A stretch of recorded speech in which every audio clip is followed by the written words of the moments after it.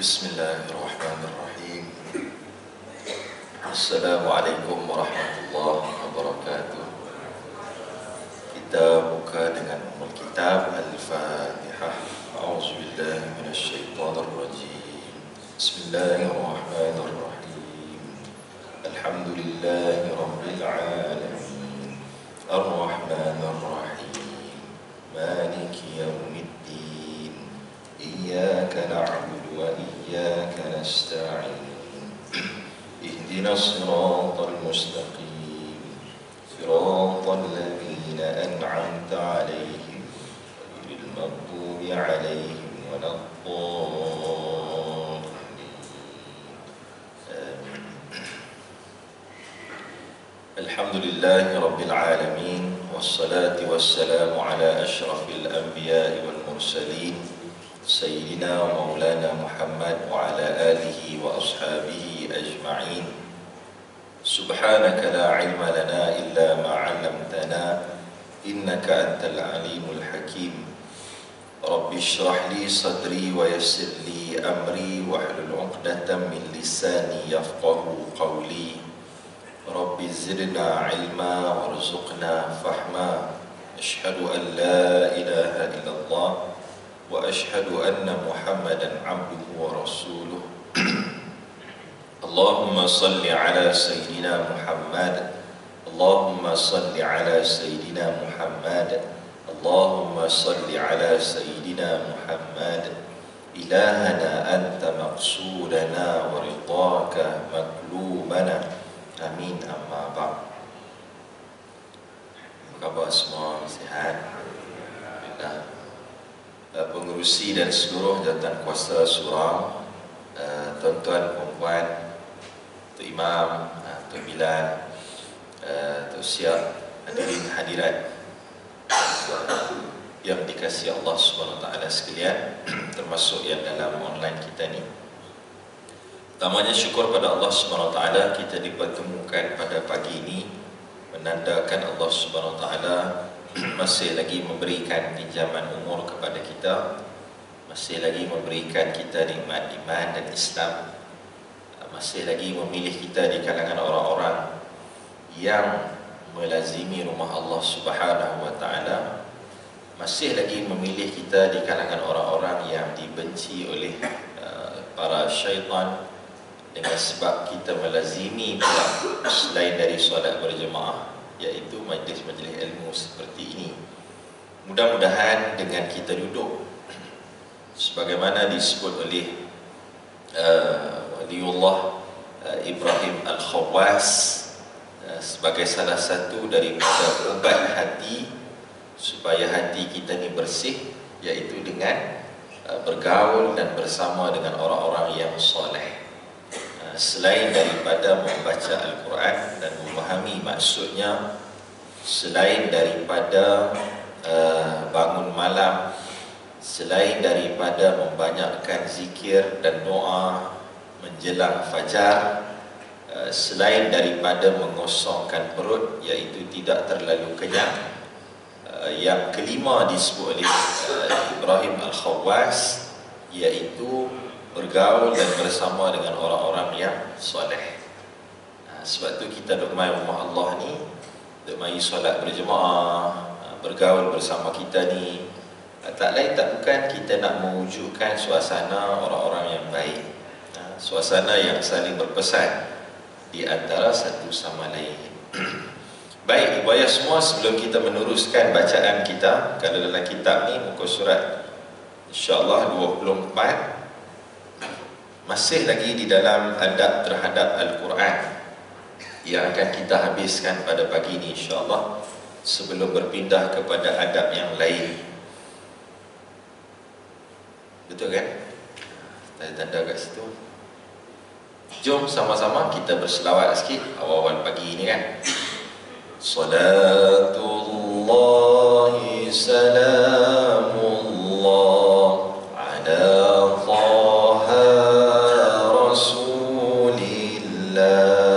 Salatullah salamullah ala Yasin Habib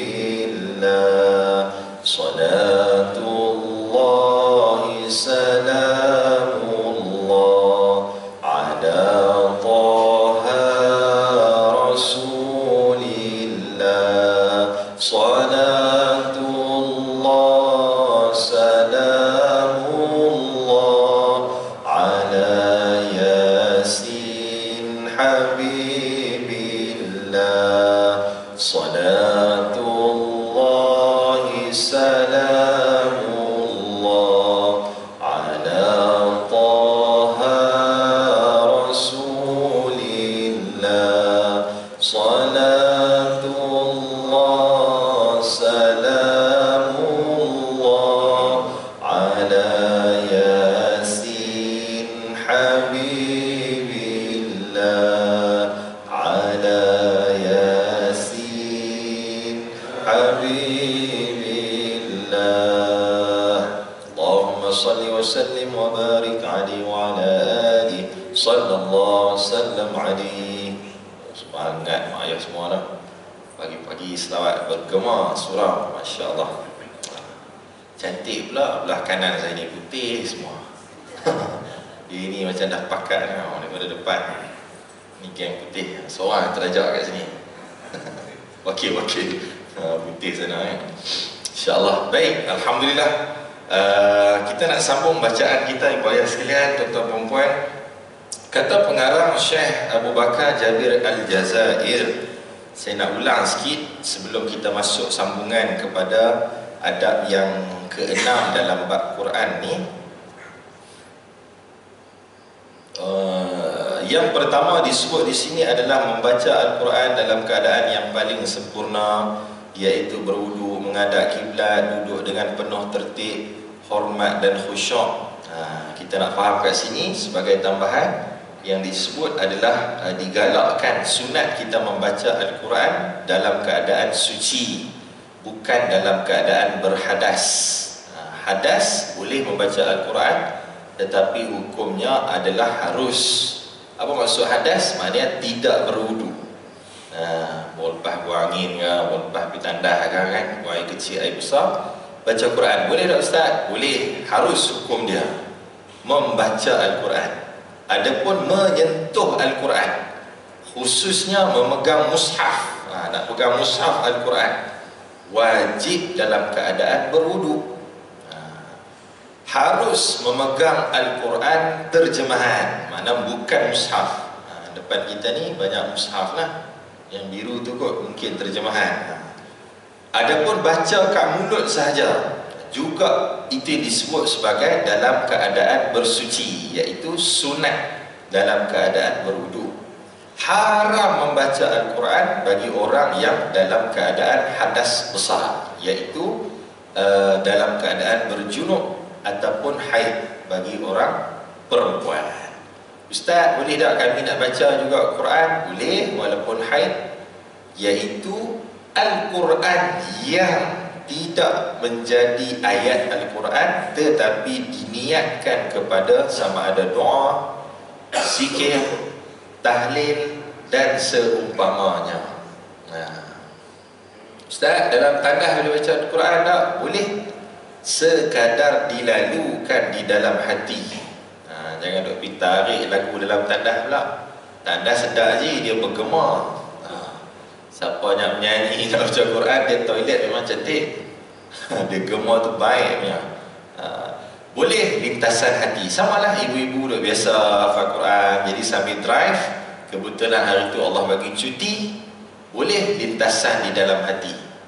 Ataupun susun sahaja doa-doa, ayat-ayat Al-Quran yang menjadi doa. Hak tu pun banyak mana dah yang boleh kita lafazkan. Hak tu boleh sebut, sebab kita niat sebagai doa. Subhanalladzi sakhkhara lana hadza wa ma kunna lahu muqrinin. Doa adalah Quran. Rabbana atina fid dunya hasanah wa fil akhirati hasanah wa qina adzabannar. Doa ayat Quran. Banyak doa. Rabbana afril alaina sabra wa thabbit aqdamana fansurna 'alal qaumil kafirin. Ayat Quran, doa. Doa Nabi Daud macam-macam. Jadi semua tu boleh. Tapi nak sebut pada tadi adalah dalam keadaan berwudu ini sunat. Wajib berwudu untuk memegang mushaf Al-Quran. Lepas tu apa dia? Dua, membaca secara tertib, sederhana, tidak terlampau cepat, baca dengan keadaan yang penuh dengan cermat. Kemudian apa dia lagi? Yang ketiga, membaca Al-Quran sentiasa dengan khusyuk hati dan menzahirkan rasa duka cita serta menangis, mengeluarkan air mata atau buat-buat menangis. Ini saya ada nak tambah. Dalam kata Imam Nawawi rahimahullah ta'ala, Al-Adab fi Hamalatil Quran menyebutkan tentang menangis ni. Ada satu kisah Sayyidina Umar Al-Khattab. Kita tengok ibu ayah semua. Sayyidina Umar Al-Khattab, beliau pernah solat subuh berjemaah lalu membaca surah Yusuf. Kemudian beliau menangis sehingga air matanya mengalir jatuh di atas tulang selangkanya. Sayyidina Umar Al-Khattab. Cantik tu tengok. Imam Nawawi pun ambil contoh siapa dia? Sayyidina Umar. Bahasa hari ni Sayyidina Umar ni kalau dengan kita backing Sayyidina Umar lagi. Garang tu ada pada Sayyidina Umar lebih daripada kita. Walaupun begitu, ketika Sayyidina Umar membaca surah Yusuf di waktu solat subuh, diriwayatkan menangis Sayyidina Umar sehingga basah sampai kepada tulang selangkanya. Selangka ni belah mana kira ni atas ni kan, tulang ni kan. Kalau kita pegang tu rasa menangis. Makna banyak lah. Mengalir air mata sampai sini banyak. Subhanallah. Sayyidina Umar. Satu riwayat lain, perkara tersebut berlaku dalam solat Isyak dan menunjukkan ia berlaku berulang kali. Ada orang lain pula nampak, bukan subuh, dia kata Isyak. Maknanya menangisnya Sayyidina Umar ni, tuan-tuan, bukan pada waktu yang berulang-ulang kali. Saya bila baca benda macam ni, duduk termenung seorang. Bila kita menangis baca Quran? Kan? Menangis tengok cerita selalu saya tu. Tengok movie sedih. Masya Allah. Okay? Kemudian riwayat lain pula, orang lain pula nampak apa dia? Ketika menjadi makmum kepada Sayyidina Umar Al-Khattab, mendengar tangisan Sayyidina Umar di dalam saf-saf solat. Apa maksud dia? Waktu Sayyidina Umar jadi imam, beberapa saf mendengar tangisan Sayyidina Umar Al-Khattab. Apa maksud dia? Waktu itu tak ada lah mikrofon macam kita ni. Kalau kita ni satu dunia boleh dengar tangisan, live-nya, online dan sebagainya. Adapun zaman Sayyidina Umar, didengari beberapa garisan saf tadi. Kan? Apa dia lagi?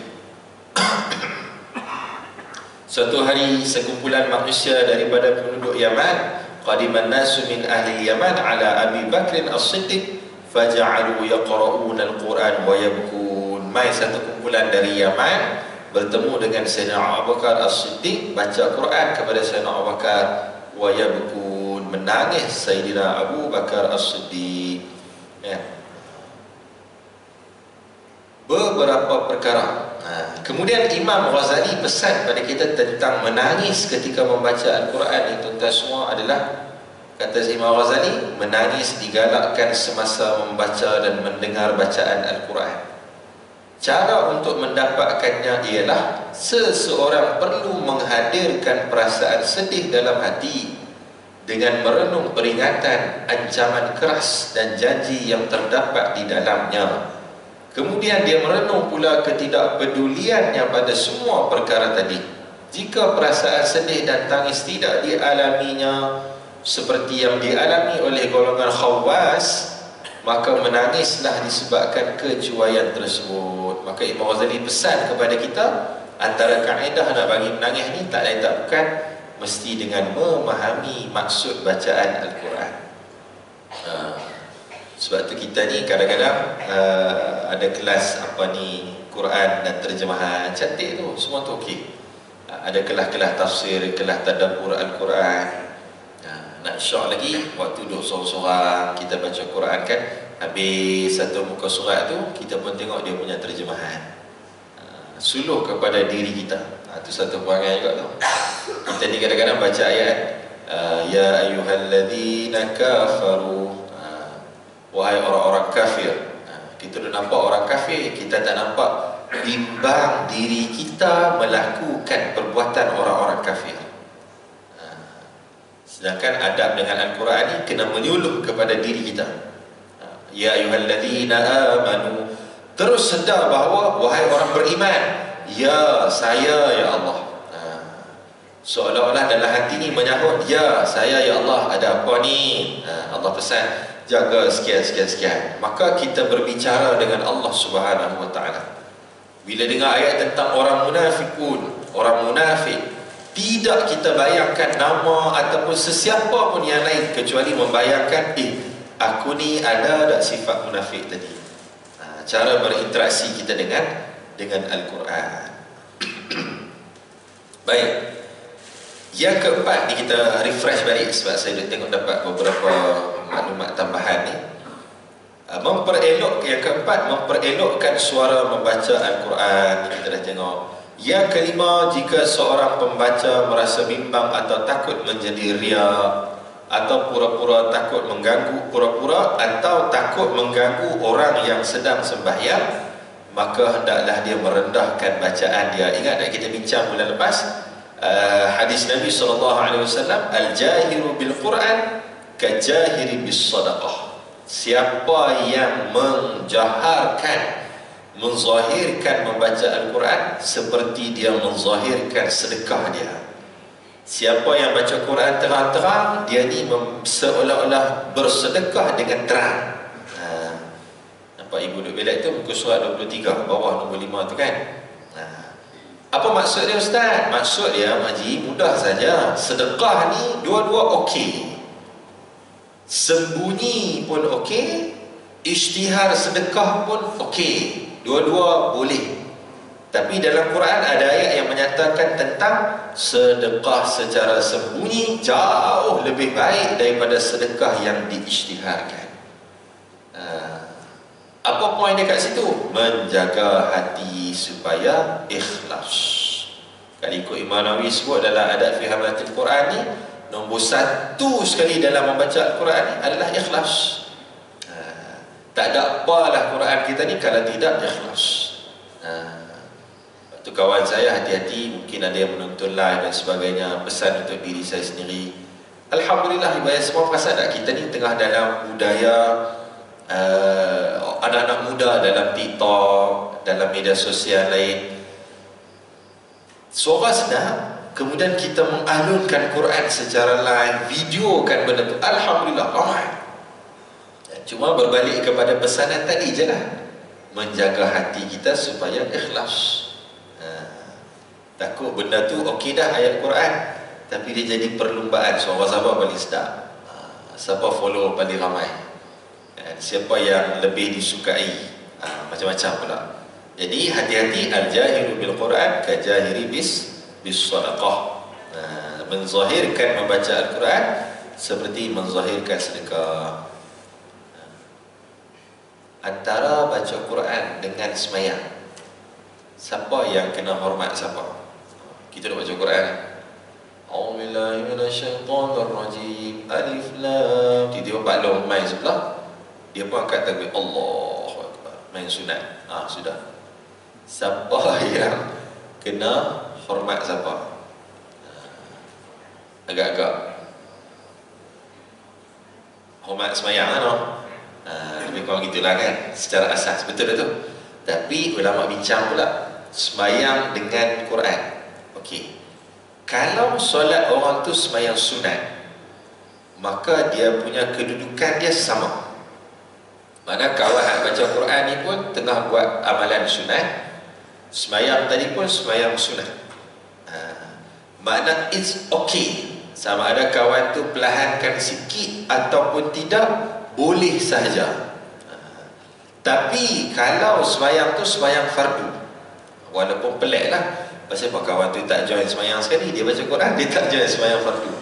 Mungkin di luar daripada jemaah asal. Jemaah asal ni maknanya lepas azan, qamat, jemaah pertama. Tu clear lah. Takkan baca Quran seorang belakang, orang tengah semayang jemaah. Ini habis dah bersurai dah, main satu kumpulan lagi jemaah baru semayang berjemaah. Kita tengah baca Quran, waktu itu wajib memperlahankan bacaan Al-Quran. Sebab apa? Baca Quran yang kita dah baca tu sunat. Kawan nak semayang ni semayang fardu, wajib dia duduk atas pada sunat. Maka sunat kena mengalah, dia kena slow. Ustaz, kat rumah pun macam tu ke? Ya. Kan? Akak-akak dah baca baik punya alhamdulillah. Akak minat qiraat taranum. Kan? Tiba-tiba suami baru nak Allah. Sembahyang ni lah. Zuhur ke, asar ke, hak fardu ni. Maka akak-akak kena slow sikit. Menghormati orang yang solat fardu. Itu dia punya keadaan dia. Ni kena tahu. Ada kadang-kadang kita duduk sembahyang, Allah kuat betul dia baca. Kita kan mazhab Syafi'i, apa yang kita lafaz dalam rukun qauli dalam perbuatan sembahyang mesti sekurang-kurangnya didengari oleh telinga kita sendiri. Sebab tu tak berapa tepat kita sembahyang terlalu diam. Harus bacaan kita tu didengari secara perlahan kepada orang sebelah sahaja. Makruh bacaan kita dalam sembahyang tu didengari oleh orang kedua dan ketiga. Kita sembahyang kan, Allahu Akbar, orang sebelah dengar, okey, harus. Orang kedua dengar, makruh. Ketiga, haram kita punya bacaan rukun qauli dalam sembahyang bila satu surau dengar. Kuat sungguh, subhana rabbiyal a'la. Bacaan seorang sembahyang ganggu orang lain, haram. Sebab tu diam sangat dalam bacaan solat ni, hati-hati, takut tak berapa nak tepat dengan sahnya solat kita. Ikut mazhab Syafi'i. Sebab tu kena sekadar. Allah ibarat semua, kalau test dengar dengan telinga kita, slow je. Kalau test dengar dengan telinga sendiri, slow je sebenarnya. Alhamdulillah Rahmanirrahim. Dengar tu. Dengarlah tu. Sikit je. Tapi nak baca nak ustaz, saya tua dah ustaz, telinga tak apa dengar, pula dah. Tu je kuat je. Haji slow sikit je baca, saya nusah kelima pun dengar, saya tak apa dengar. Sudah. Atau perbincangan lain nanti tak, kita kena pergi klinik dan sebagainya. Baik. Kemudian yang keenam, hendaklah membaca Al-Quran dengan memikirkan dan mengambil pelajaran daripada apa yang dibaca, serta menghormatinya, menghadirkan hati, serta memahami makna rahsia Al-Quran. Okey, ini cantik. Jom kita tengok. Apa dia maksud dia? Ibu semua tuan-tuan, hendaklah membaca Al-Quran dalam keadaan tadabbur. Apa dia? Menerangkan kedudukan. Kami meriwayatkan daripada Abu Zar, ni maklumat tambahan dalam nota tambahan ni, kami meriwayatkan daripada Abu Zar Al-Ghifari, beliau berkata, qama Nabi sallallahu alaihi wasallam bi ayatin yuraddiduha hatta asbah. Nabi SAW, kata Abu Zar Al-Ghifari, bangun qiyamul lail dengan satu ayat yang diulanginya sehingga subuh.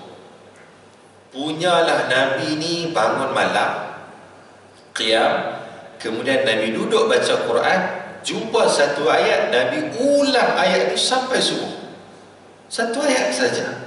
Ayat apa dia ustaz? In tu'adzibhum fa innahum ibaduk. Subhanallah. Habis. Apa maksud ayat ni? Nabi kata ayat Quran ni, in tu'adzibhum fa innahum ibaduk. Jika engkau menyiksa mereka, maka sesungguhnya mereka adalah hamba-hambamu. Apa maksud dia? Ayat ni Nabi baca, Nabi mengingatkan tentang kita semua, umat Nabi. Nabi ingat dekat umat, Nabi kata, ya Allah, kalau kau azab mereka, bukankah mereka ni hamba kamu, ya Allah? In tu'adzibhum fa innahum ibaduk. Nabi ulang ayat ni. Apa maksud dia? Nabi rindu kepada kita umat Nabi sallallahu alaihi wasallam. Sekali lagi bayar semua, tanya diri kita sendiri, berapa banyak selawat kita pada Nabi sallallahu alaihi wasallam. Saya kadang-kadang bila dapat dua-tiga benda ni, tu yang saya cuba budayakan dalam kuliah-kuliah saya ni, yang taklah seberapa sangat ni. Kita mula dengan selawat. Kawan-kawan kita selawatlah pada Nabi sallallahu alaihi wasallam. Nabi ulang ayat tu sampai subuh. Subhanallah. Okey, apa dia lagi? Kenapa sifat Al-Quran ni dalam surah An-Nisa ayat 82 Allah sebut pada kita afala yatadabbarunal Quran. Surah An-Nisa ayat 82. Maka tidakkah mereka menghayati, mendalami maksud bacaan ayat Al-Quran? Quran ni dia punya important thing yang kata Imam Nawawi, benda paling besar ataupun Imam Nawawi sebut sebagai tujuan Al-Quran itu sendiri diturunkan adalah untuk kita menghayati dan mengamalkan isi kandungan Al-Quran. Afala yatadabbarunal Quran. Kan? Apa contoh ayat selalunya? Banyaklah. Kalau dalam satu contoh surah Al-Hujurat, ya ayyuhalladzina amanu la tarfa'u aswatakum fawqa sautin nabi. Wahai orang beriman, jangan kamu tinggikan suara kamu melebihi suara Nabi. Kalau baca terjemahan sahaja, macam kita bincang awal tadi, baca Quran kalau boleh faham. Faham ni kita orang Melayu, terjemahan bahasa Melayu lah. Faham, oh jangan, wahai orang beriman, jangan kamu tinggikan suara kamu melebihi suara Nabi. Nabi pun wafat dah. Suara Nabi volume banyak mana? Dari sudut kalau 1 sampai 10, suara Nabi ni level berapa? Macam mana saya nak letak suara saya bawah suara Nabi? Payah nak faham. Tapi kalau afala yatadabbarun Al-Quran, kita tadabbur isi kandungan Al-Quran, kita akan tengok ulama tafsir kata apa. Oh, meninggikan suara melebihi suara Nabi adalah melakukan sesuatu tindakan, pemikiran dan tindakan mengatasi apa yang telah ditetapkan oleh Nabi SAW. Berhukum dengan hukum yang tidak mengikut syariat. Ini orang yang suara dia lebih pada suara Nabi. Bahasa kasar kita hari ini, amboi hebat sangat pada Nabi. Membuat keputusan melebihi keputusan yang telah ditetapkan oleh Allah dan Rasul. Sebab tu Quran ni mesti tadabbur. Kan? Apa ni, semalam saya marah anak, dia pun minat lagu Palestin tu. Apa lagu tu? Kum zalzil zalzala, kum zalzil zalzala, akhirnya zalzil amna Israel. Saya faham tak lah kat dia. Saya kata ayat lagu ni sebenarnya daripada ayat Quran. Idza zulzilatil ardu zilzalaha.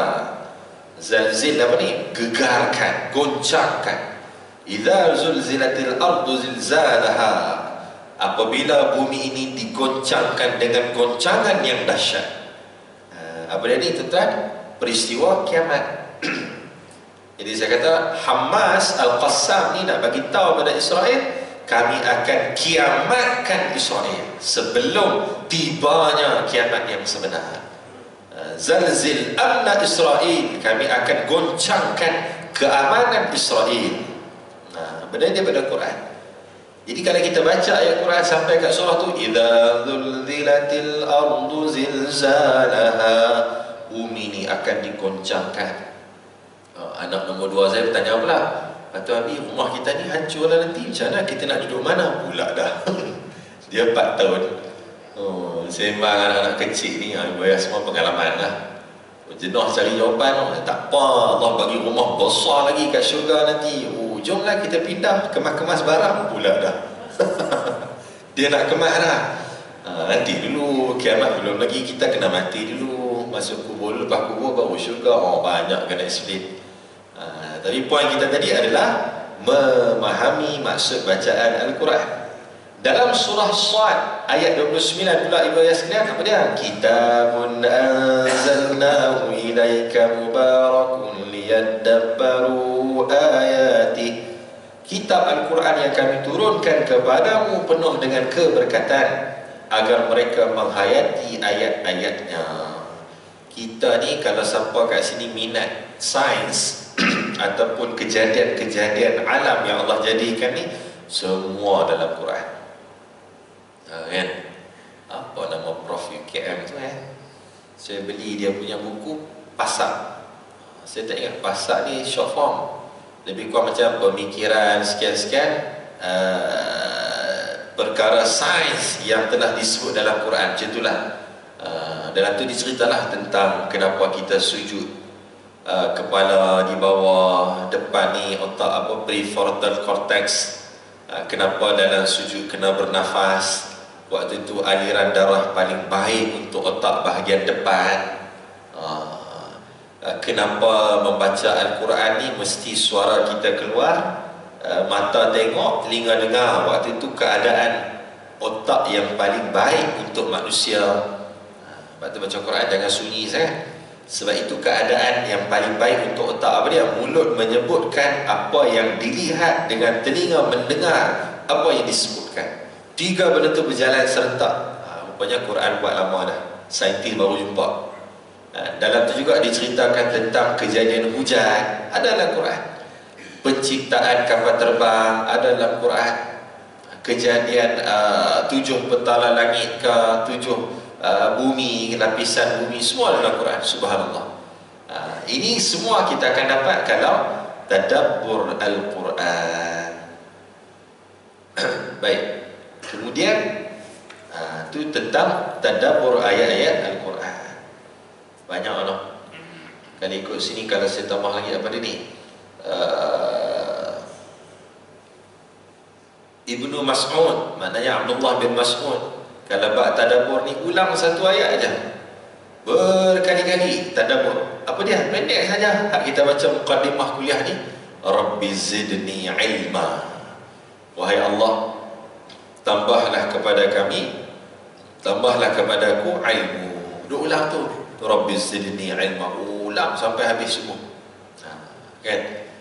Sa'ad bin Jubair pula ulang ayat tentang wattaqu yawman turja'una fihi ilallah. Takutnya Sa'ad bin Jubair ni tentang ayat Al-Baqarah 281, sebut tentang kita akan dikembalikan kepada Allah Subhanahu wa ta'ala.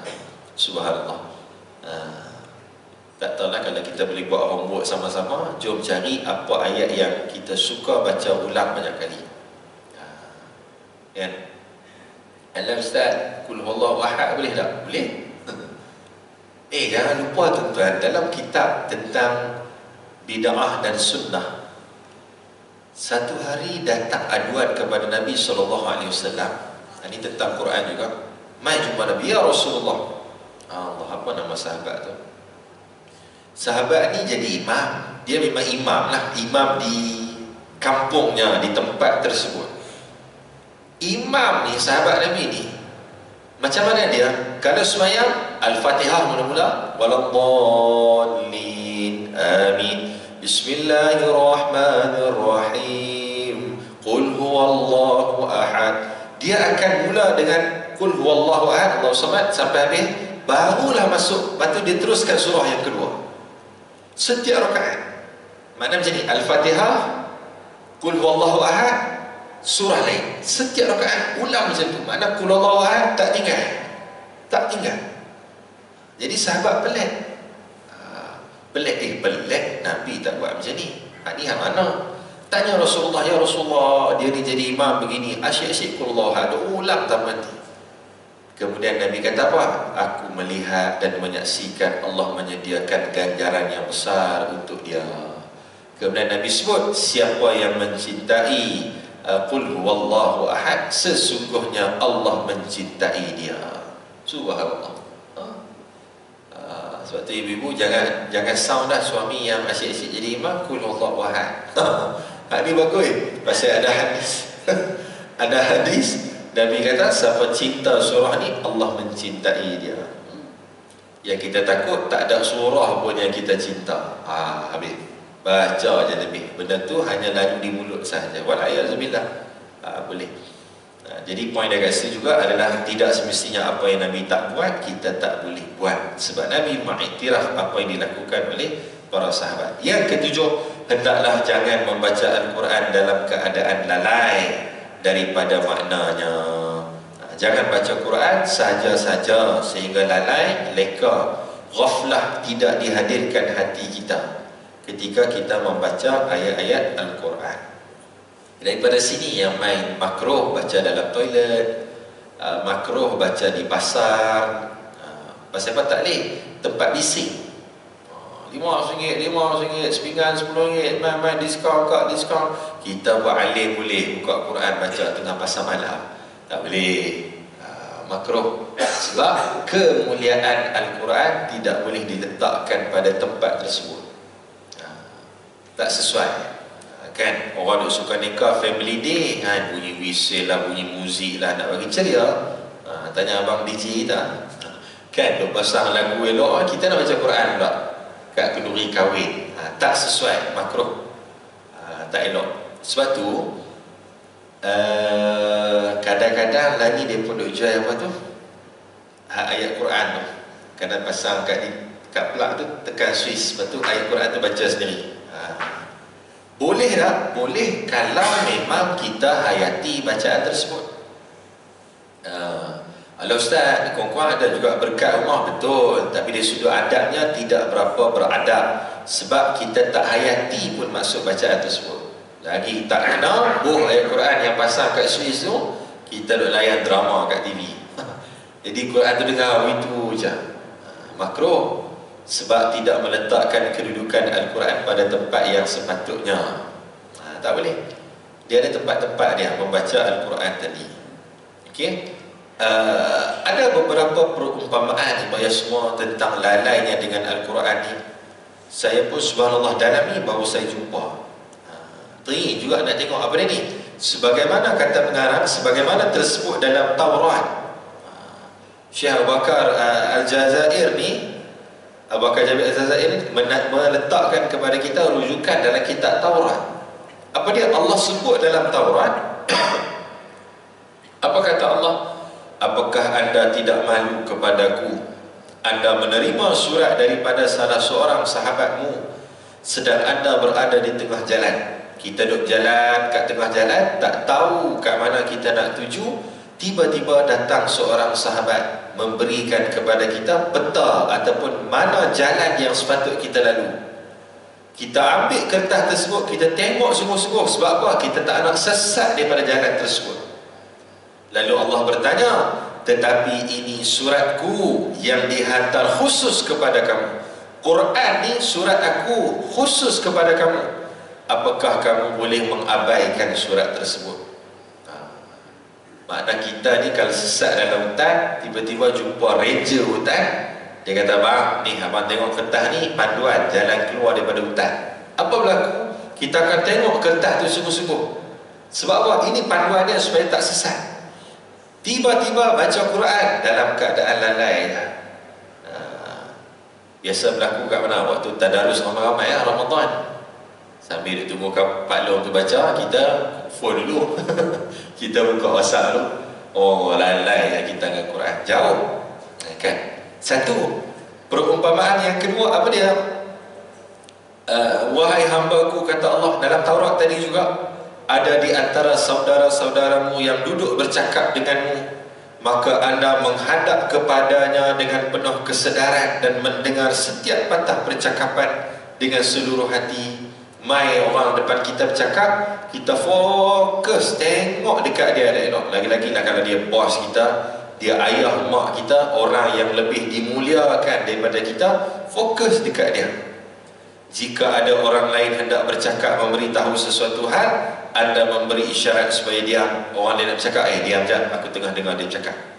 Punya fokus kita bercakap. Nah, aku sekarang menghadap kepadamu bercakap untuk anda mendengar dan menerima suatu daripadaku, tetapi anda berpaling daripadaku dengan hatimu. Allah tanya, amboi, kalau macam tu punya fokus, adabnya kita dengan orang tersebut. Sekarang ketika membaca Al-Quran, Allah sedang bercakap dengan kita. Maknanya sepatutnya dengan penuh adab, fokus kepada apa yang dicakap oleh Allah Subhanahu wa ta'ala. Itu adab dia. Okey, yang ke-8, seseorang Muslim hendaklah rajin berusaha berkelakuan dengan sifat-sifat Ahlul Quran. Poin yang ke-8 ni adalah berakhlak, bersifat dengan sifat Al-Quran. Ingat tak Sayyidatina Aisyah, orang mai rumah tanya, wahai Aisyah, ceritalah sikit akhlak Nabi macam mana? Aisyah kata, kana khuluquhul Quran. Simple. Nak tahu Nabi ni bagaimana, wahai sahabat, kata Aisyah radhiyallahu anha ummul mukminin, kana khuluqul Quran. Hang tengok Quran, macam itulah akhlak Nabi. Bayar semua, saya takut. Saya kadang-kadang dapat buat ayat, saya suka, saya kata bagus ayat, ingatkan saya. Isteri saya kadang-kadang kalau saya macam kelakuan pelik sikit, dia akan kata, abang kau ustaz.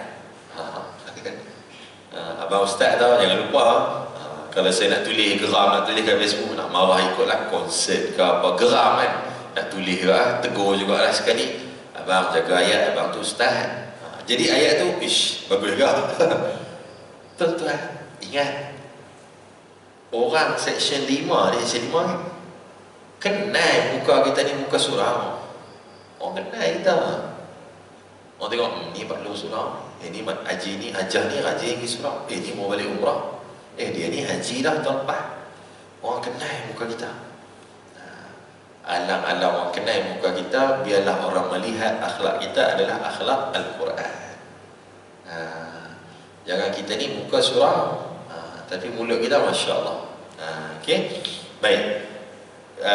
Sebagai akhirnya ni, kita tengok apa kata Abdullah bin Mas'ud. Patut sangatlah membaca Al-Quran dikenal dengan malamnya ketika orang lain tidur. Maknanya malam orang yang ahli Quran ni beza dengan malam orang lain yang tidur sahaja. Dan dengan siangnya ketika orang lain bersenang dengan makan minum. Dikenal dengan tangisnya dikala orang lain bersukaria. Ahli Quran ini juga dikenal dengan waraknya ketika orang lain sibuk berbual-bual. Dikenal dengan khusyuknya dikala orang lain bermegah-megah berbangga dengan sesuatu. Dan dikenal dengan duka citanya ketika orang lain bersuka cita dan bergembira. Maka Abdullah bin Mas'ud menyatakan sepatutnya ahli Quran ni akhlak dia berbeza dengan akhlak kebanyakan orang lain. Pada malamnya, pada siangnya, pada tangisnya, pada waraknya, pada khusyuknya, pada perasaan duka citanya, berbanding orang yang bukan ahlul Quran. Maka dia kena ada beza di situ. Jadi insya-Allah ibu ayah dirahmati Allah sekalian, mudah-mudahan kita akan terus memelihara adab kita dengan Al-Quran insya-Allah. Dan yang lebih utamanya adalah memahami, tadabbur dan mengamalkan isi kandungan Al-Quran. Mudah-mudahan kita menjadi Ahlul Quran yang pada gelarannya Ahlullah, ahli Allah. Ini advance. Ahli Al-Quran adalah ahli Allah, sebab dia ahli kepada kalam apa yang disebut oleh Allah Subhanahu wa Ta'ala insya-Allah. Jadi dalam pertemuan bulan depan kita akan tengok, ini menarik, ada adab terhadap Rasulullah sallallahu alaihi wasallam. Muka surat kat situ 27 insya-Allah. Apa yang baik daripada Allah Subhanahu wa Ta'ala, yang buruk kelemahan saya bermaaf salah silap tiada lain kecuali apa yang disebut untuk diri saya sendiri dan pengajaran kita bersama. Mudah-mudahan Allah beri kekuatan untuk kita amalkan insya-Allah. A'udzubillahi minasyaitonirrajim. Bismillahirrahmanirrahim. Alhamdulillahirabbil alamin. Wassalatu wassalamu ala asyrafil anbiya wal mursalin wa ala alihi wa ashabihi ajma'in. Allahumma faqqihna fid din wa 'allimna at-ta'wil. Ihdinas siratal mustaqim. Siratal ladzina an'amta 'alaihim minan nabiyyin was-siddiqin wasyuhada'i was-salihin wa hasuna ulaika rafiqa ya arhamar rahimin. Allahumma ansuril Islam wal muslimin wal mujahidin wal mustad'afin fi Palestin wa fi kulli makan fi kulli zaman fi kulli ardil Islam. ربنا آتنا في الدنيا حسنة وفي الآخرة الحسنة وقنا عذاب النار. صلى الله على سيدنا محمد وعلى آله وصحبه وبارك وسلم والحمد لله رب العالمين. تسبح كفارة سورة العصر. سبحانك اللهم وبحمدك نشهد أن لا إله إلا أنت. بسم الله الرحمن الرحيم. والعصر إن الإنسان لفي خسر الذين آمنوا وعملوا الصالحات وتواصوا بالحق. Terima kasih semua. Assalamualaikum warahmatullahi wabarakatuh.